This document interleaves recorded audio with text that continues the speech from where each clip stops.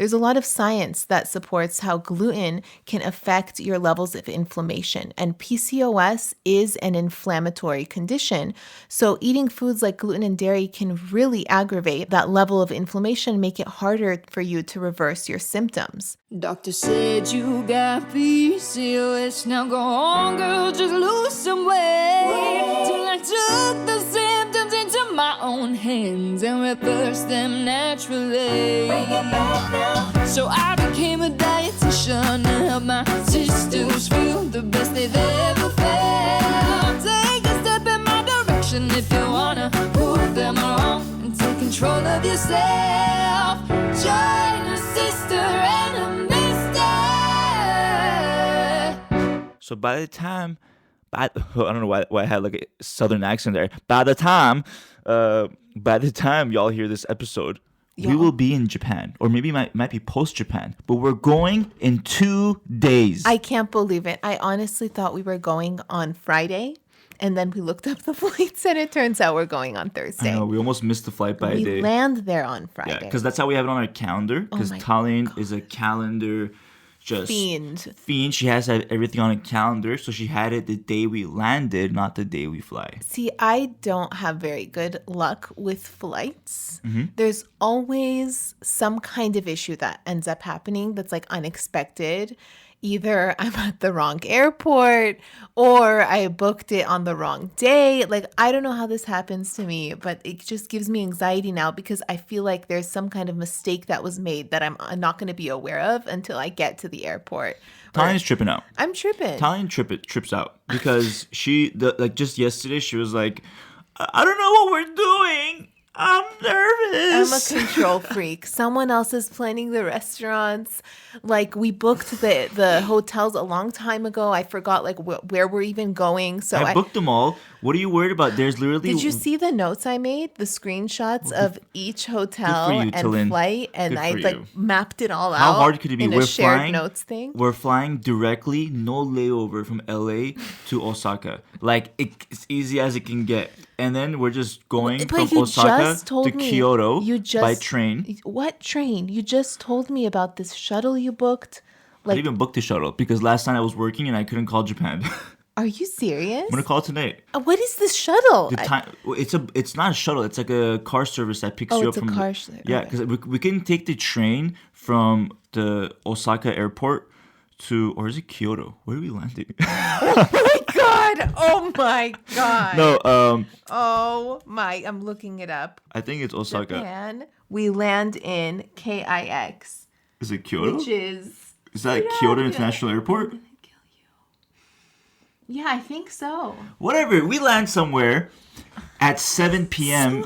Japan time. Osaka, right? Yeah. See, I told you. How dare you?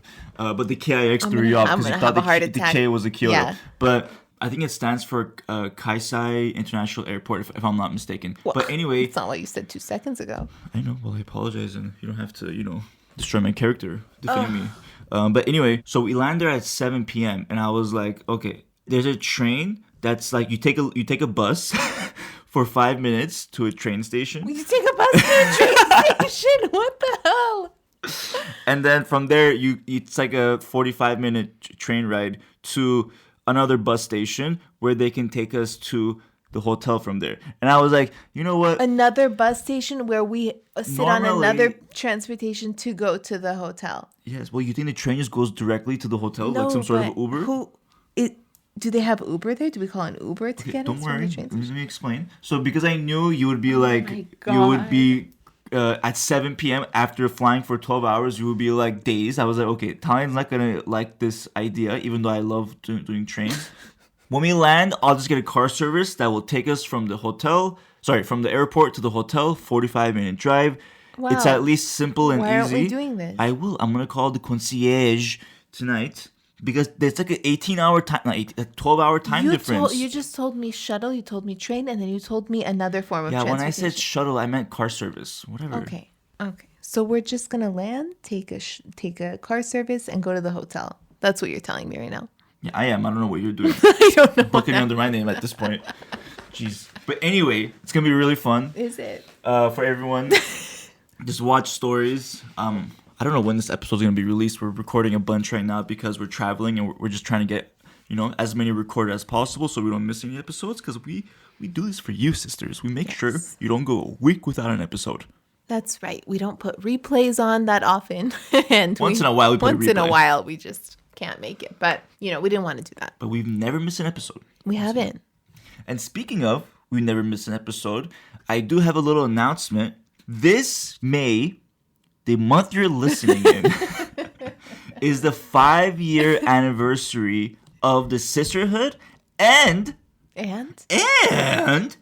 our marriage. Yes. Our marriage, we've been married exactly 5 years, and the sisterhood was created exactly 5 years ago. It's just hilarious how it all just came to be. Came together. Can you believe that? Yeah. These 5 years have flown by. I mean, I think, by. yeah, I don't think maybe the months exactly align, but it's like almost exactly right around May, April of like 5 years ago when Talian had first started the sisterhood. Maybe like a month before we got married or something. And do you want to talk about that story of how it all started? Sure. I mean, I remember when I was struggling with PCOS, I looked for answers on the internet. God knows I didn't get any from my gynecologist. I asked so many questions and she just like shrugged at me, and it was like a 5-minute appointment. It went by so fast. I didn't have any knowledge. And so I would go online and I'd go to like Facebook groups and stuff. And it was just like a really confusing, negative space that gave me so much anxiety because there were no answers and everyone was just suffering. And I was like, I can't. And I didn't join any of them because it was just giving me anxiety. And so I didn't have like a community to support me when I was really in the thick of my PCOS.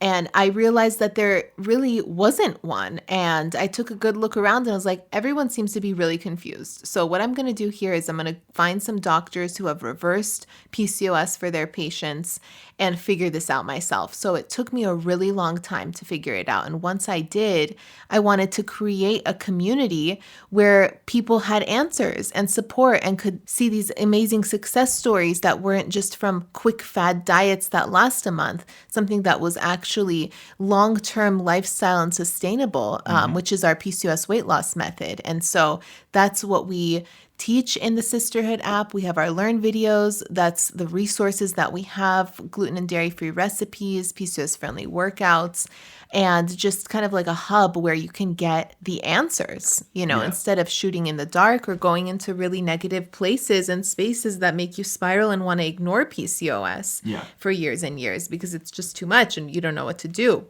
So it's like the shortcut of my 10-year journey. Yeah, and it's really interesting how we've come to this point. Like when Talian first started, I joined Talian at some point. You joined. But it's essentially the first form of for all the OG members. You probably remember this, but if you're new, you maybe don't know. So we'll give a little like history of how we came to this point. It started all on a website called Mighty Networks. It's basically like a membership site or like a membership hosting site where you can host your own membership.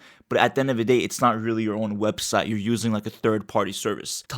We had basically started using that website, and it was a great way to kick things off. But it came with a lot of limitations because it's not our website or because it's not really completely customizable, if that's a word. We weren't able to like make it exactly how we want it to be. So that was like the first iteration. That maybe was like 1 or 2 years. And then we graduated to a fully custom website where it was all on a desktop, basically like on like Safari or like a browser. We were able to make a custom website with all the meal plans, workouts, and things like that. That was like version 2.0. But of course, that also came with its own set of limitations. One, it wasn't the most mobile-friendly version. It wasn't smart enough to personalize your journey for you. There wasn't a lot of things that we could do with the app. So we got a lot of feedback over the years after that, and we're really focused on making the best version possible. So that came 3.0, the Sisterhood app. That took about a year to build, and that's what you see now. So it's just like, it's really interesting. What you see today is a culmination of 5 years of building something from like one poor website to a better website and now to a really good app. And of course, the app doesn't end here. it's going to be constantly improved. Like we're doing, like literally today, we Yeah. have an update coming out, 1.36, that's going to fix a couple of issues and improve the experience. Yeah. And we're proud of it. We're proud of our community and all of the people that have been reversing their symptoms. And we love talking about it and reading their stories and inspiring more people, because I know that rut that you can get into where you think that your symptoms cannot be reversed and you should just ignore them forever. And that's what we want you to avoid. Yeah, and not just that, like it's all thanks to our members as well for giving us their feedback, letting us know how we can always improve, and just letting us know that they're enjoying the membership, so we can always, keep our focus on what people want the most. So, and it's also, I mean, I haven't talked about this part as much, but it's also made our 5 years of marriage an amazing journey as well. Like me and Tanya love working together, and it's been like a great way to bring us closer together over the last 5 years. Not just through like seeing people's like successes and like really feeling fulfilled based on the people we help, but just being part of this community and really like just being grateful for like what we're able to do all together as one in this community. It just has been huge. It's been a really fulfilling 5 years of marriage. I feel like the sisterhood was our first baby. Yeah. Because we put a lot, like every It day. was, yeah. Everything, it's all we talk about. Like, how do we make it better? How do we create this resource? How do we provide everything a sister needs? And honestly, it was our first baby. Let's call it what it is. Yeah, and it's ironically, it's the reason why we haven't thought or we Had a haven't baby. we haven't planned for a baby yet, was because we've been so busy with this. But That's so true. next year will be the year, hopefully. But it's funny though, like it's like our marriage has just been about basically the sisterhood and really creating this community, and that's what makes this marriage like a really Fun, fulfilling. Yeah, exactly. Exactly. Well, anyway, sorry, we kind of digressed a little bit. Digress into our But, love. Yeah, we got a little bit passionate there. But with that, let's go into today's episode. Today, we're going to talk about a very common topic, something you guys hear us talk about all the time, and that is gluten-free for PCOS. Is this supported by science? Is it all hype? If you've listened to previous episodes, you've heard us talk about some of the specifics that we'll mention here, but we're going to expand on it today and really get deep into it. Zinc, vitamin D, magnesium, B12, these are all the vitamins that we're deficient in because of PCOS, and the list grows on. If there was only a way to get all of these into one supplement bundle without going on a massive online search. Hello. What?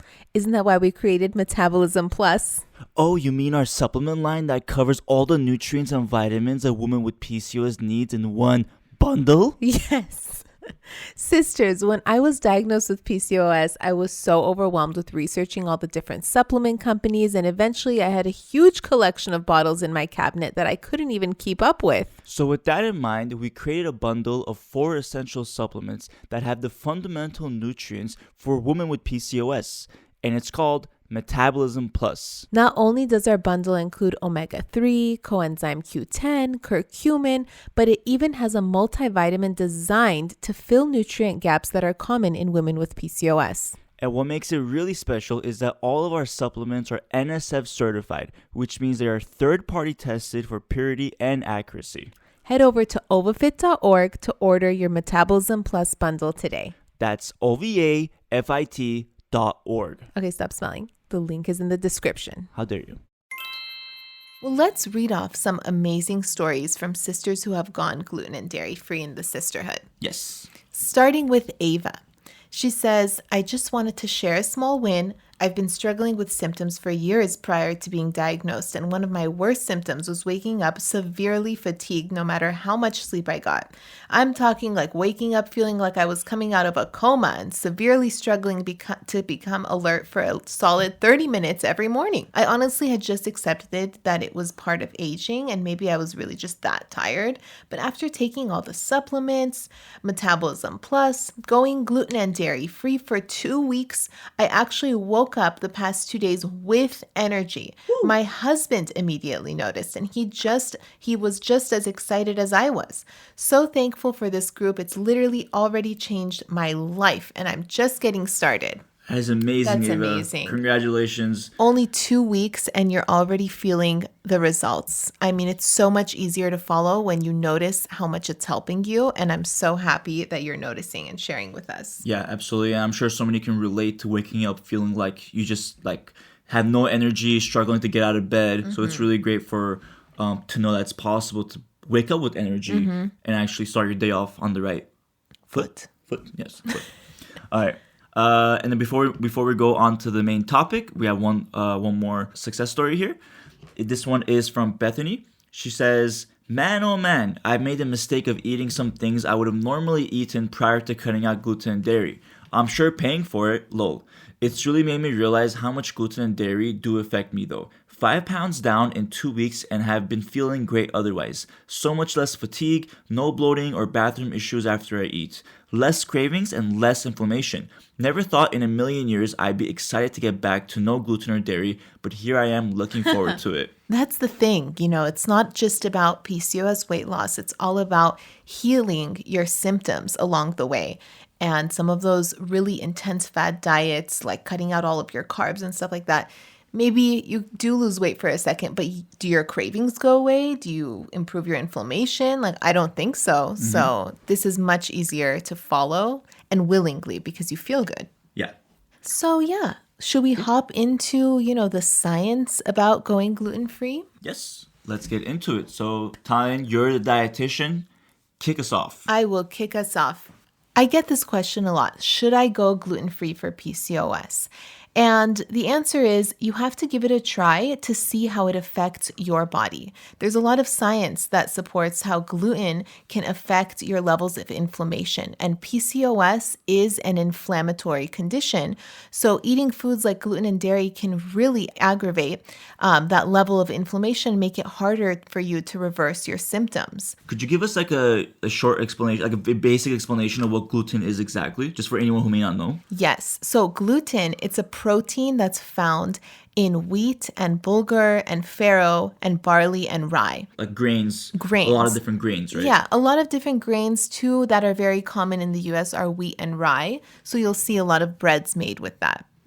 And then in the Mediterranean cuisine, you see bulgur being used or farro being used a lot. And so that's where you'll typically find it. And sometimes it feels like gluten is in everything because it's kind of a binder. It gives food that chewy, delicious, like texture that you kind of like crave. And so they put it in a lot of different snacks and protein bars and things like that that make you kind of feel like addicted to it. Yeah. So removing gluten from your diet for at least 30 days will help you figure out if it's affecting symptoms of PCOS that are related to inflammation, like carb cravings, weight issues, energy and mood levels, and bloating. Of course, that's like the most immediate feeling that you get after you eat a meal. And think of it this way, you eat gluten or dairy, you eat 3 times a day. So if you're eating that 3 times a day and it's aggravating your inflammation 3 times a day, wouldn't you want to know?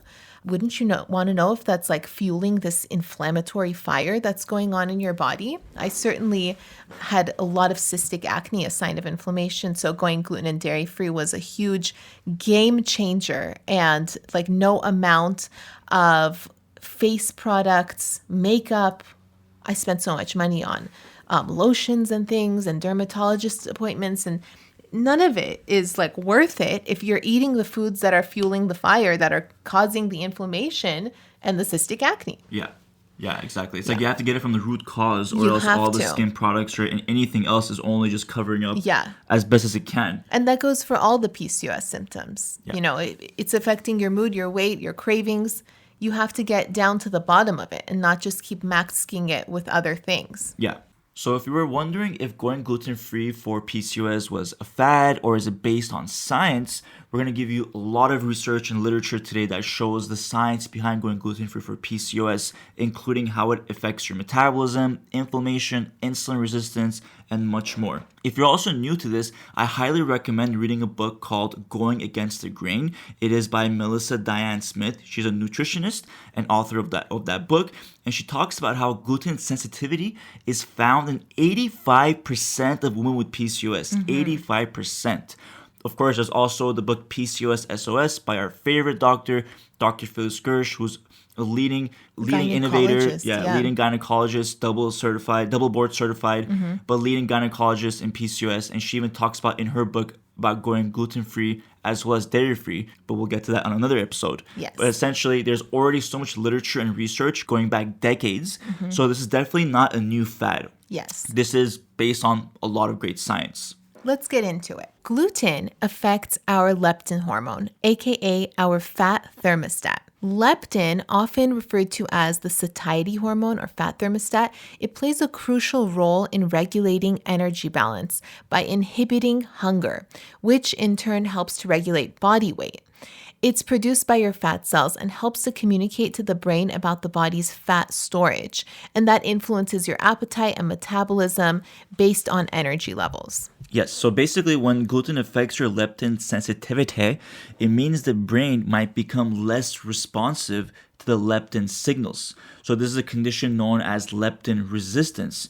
So where despite having enough food or fat stores or basically enough food, your body does not perceive satiety or fullness adequately, and it potentially can lead to overeating. Yeah, gluten can also impact your gut health. In some cases, it may contribute to changes in fat distribution or accumulation due to inflammatory responses and other factors like altered nutrient absorption. And changes in body fat can directly affect your leptin production because leptin is secreted by fat tissue. Yes, so like when we talk about how inflammation can lead to like, those terms like PCOS moon face, where you retain weight in the face, or even like PCOS belly where you can retain weight in the belly area. This kind of basically relates to that. Yeah, exactly. So overall, like basically when you are leptin resistant, your appetite regulation is impaired. Your fullness signals are not working correctly, which, like we just said earlier, can lead to changes in your appetite and also can cause you to have less energy. Yeah. And not to mention that gluten can decrease your leptin hormone sensitivity by 50%, Yeah. studies show. So it can have a huge impact on your hunger and fullness cues. Yeah, exactly. The second area to discuss is how gluten can trigger leaky gut. Essentially, it can affect gut permeability through its interaction with a protein called zonulin. So when you consume gluten, it reaches your intestines where it can trigger certain cellular responses. So what happens is the presence of gluten can stimulate the release of zonulin from the intestinal cells. Zonulin is a protein that modulates the permeability of tight junctions between cells in the digestive tract. The tight junctions are structures that essentially seal the spaces and line the intestinal wall, preventing uncontrolled substances into the bloodstream. However, when zonulin levels increase, these tight junctions can become more permeable, often referred to as leaky. This increased permeability allows larger molecules such as proteins and bacteria that are normally confined to the digestive tract to pass through the gut lining into the bloodstream. And this is where it can create a battleground for inflammation, because when these foreign substances go into your bloodstream, your body is going to react. The immune system sees this and essentially reacts aggressively to the gluten and to this harmful bacteria, and then therefore causes a systemic inflammation. Well said. Yes. So that systemic inflammation can lead to PCOS symptoms like cystic acne, hair loss, fatigue, and you might even feel that fatigue right after you eat the gluten, depending on how sensitive you are to it. Yeah, I mean, if you're feeling like bloated immediately after gluten, that can also be a sign. So it's really interesting. Essentially, it's like it can cause you, or it can contribute to leaky gut syndrome with PCOS. Exactly. So another way that gluten can affect us is it affects our thyroid. And as you know, hypothyroidism is one of the root causes of PCOS. Women with PCOS, we are 3 times more likely to have hypothyroidism, and that can kind of look like the same PCOS symptoms: hair loss, fatigue, anxiety, weight gain, complete inability to lose weight. And so what happens is gluten contains a protein called gliadin, and your body can easily mistake this protein for the thyroid molecule through something called molecular mimicry. And so if your gut is inflamed or irritated, and you're gluten sensitive, that gliadin protein gets through the intestinal barrier, like Sirak mentioned, and into your bloodstream, not only creating chronic inflammation, but your body also thinks that gliadin molecule is the thyroid molecule. So it attacks the gliadin molecule because it's an invader, it's inflammatory, and at the same time, it attacks your thyroid molecule, making it harder for you to overcome hypothyroidism. So if you have hypothyroidism, if you have Hashimoto's thyroiditis, it's really imperative that you know this, because every time you eat gluten, your body may be attacking it and also attacking your thyroid at the same time. So it's certainly worth going gluten-free for 30 days to see how you feel and if that's going to help with some of your symptoms, whether it's PCOS or hypothyroidism. Yeah, absolutely. And we just talked about some ways how it can impact your metabolism, your inflammation.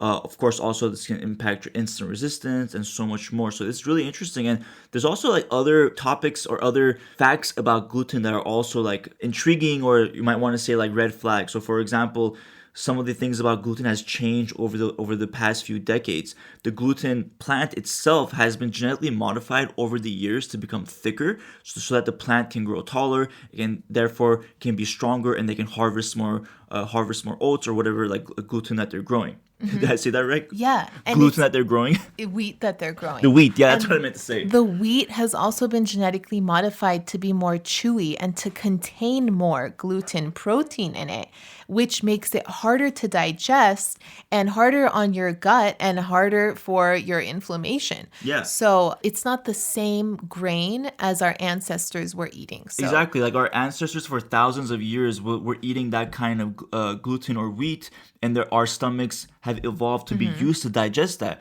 But when you genetically modify something to be thicker and gooier and harder to digest in just a matter of decades, our bodies are not used to that yet. Yeah. We haven't evolved to essentially digest that as efficiently. So therefore, that's also going to cause indirect inflammation just like that. Not to mention how so much of wheat, essentially almost all, unless you buy organic, is sprayed with glyphosate. And I don't think I even have to tell you, if you haven't heard about glyphosate, just search glyphosate side effects and you'll find all these crazy things. But essentially, side effects. Yeah, essentially glyphosate is a pesticide, and it's used more and more now because now companies are allowed to spray glyphosate not only in the beginning of the wheat's growing cycle, but now they can even spray glyphosate onto wheat at the end of its cycle, right before it's harvested. Before, when they would spray with glyphosate in the beginning, some of it would actually be washed away from rain and other things. But now, when they sprayed at the end of its cycle in order to make sure that the wheat doesn't get damaged, now we're consuming more of it. So this is a really interesting area as well. It's not just the gluten itself, it's also what's on the gluten that's really important to consider. Yeah, and a lot of people say that when they go to Europe, they don't feel the same symptoms when they eat the gluten there or the wheat bread and everything. But I'm starting to read about how, the practices that we do here that's ruining wheat in America, they're starting to do in Europe as well. So yeah, unfortunately, maybe not as much though, because I do think it's less common there. They don't allow glyphosate or a lot of these practices that we do here. So yeah, but maybe like you said, it's hard to control too, because like the way that like nature works, you can't just like confine the wheat molecule to like the US land, it might like get over there as well. So, it makes it really difficult to stay gluten free, but you know what? We can do it. And we have some great tips for you if you want to give it a try. Yes. Okay, so as I said earlier in the podcast, you want to try it for 30 days to really see how you feel and if your symptoms go away. Then after those 30 days, you can reintroduce it back in and see if your symptoms come back and flare up. Some people are highly sensitive, some people are only a little sensitive, and you'll find that out and figure out what works for your body as you go and as you test things out. I personally prefer to stay away from it. I find that my cystic acne comes back. I feel bloated. I feel fatigued. And so I know how sensitive I am to it. I can have a bite, but I certainly can't have a whole meal that's made of, pasta or something like that. Yeah, and we actually even talked about a sister earlier who, Bethany, who actually cut out gluten, and then later on when she had gluten and dairy again, she mentioned that she couldn't wait to go back to no gluten and dairy because she felt those symptoms pop up. So that's a really great example of trying that method for 30 days and then reintroducing it back in to see if it impacts your symptoms. And you'd be surprised, even if you don't think you're sensitive to gluten, it can impact you maybe 5%, 10%, or a little bit. And when you reduce it, you may be surprised how much better you feel. Yeah, I totally agree. So you want to give it a try, but you don't want to cut it out completely and all of a sudden just like rip out all the meals that you love from your diet. You can replace foods that you like with ingredients that are gluten-free. And gluten-free grains and ingredients include potatoes, rice, corn, quinoa, teff, millet, sorghum, buckwheat, flax, and chia. And these are a lot. We have lots of variety, and nowadays they're making a lot of different snacks and pizza crusts and pastas out of these ingredients that actually taste good. Yeah, and they're also very, these are all naturally occurring foods and super healthy for you. I mean, quinoa has protein in it as well as carbs. And chia seeds has so much good fiber that, trust me, will really help with your bowel movements if you ever have issues with that. Keep in mind, too, if you love pasta, you can consider trying, gluten-free pasta options like chickpea pasta, which also has protein in it in addition to carbs.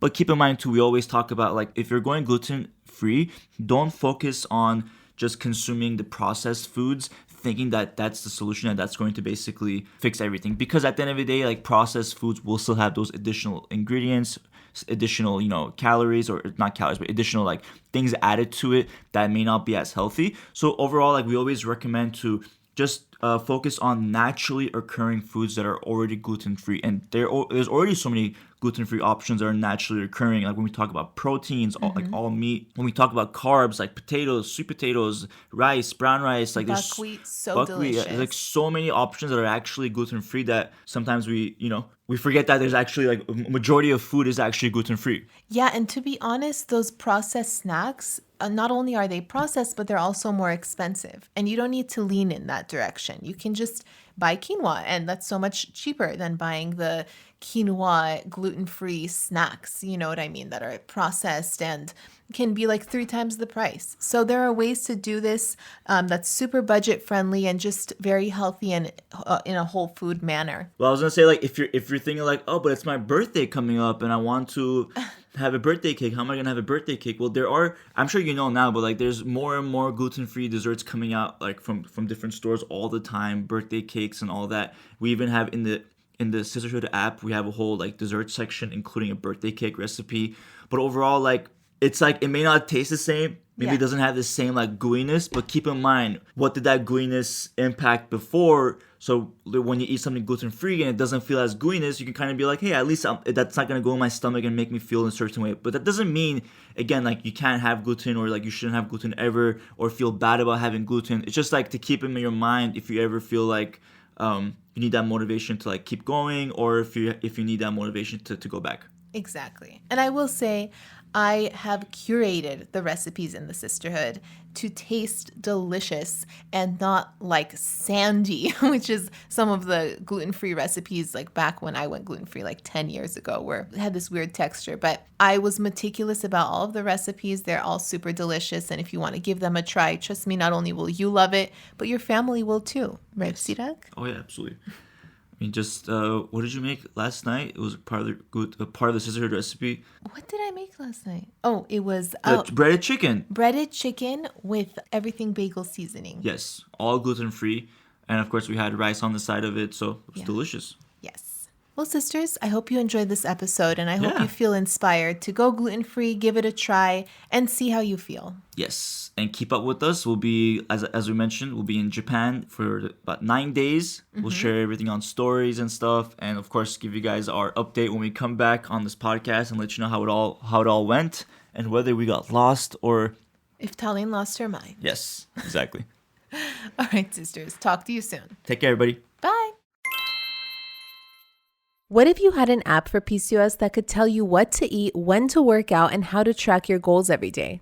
Introducing the Sisterhood app. Not only does the Sisterhood app give you access to the largest community of women with PCOS, but it also provides you with a daily PCOS plan. Your daily PCOS plan tells you exactly what to eat for each meal of the day. It's like having me as a dietitian in your pocket.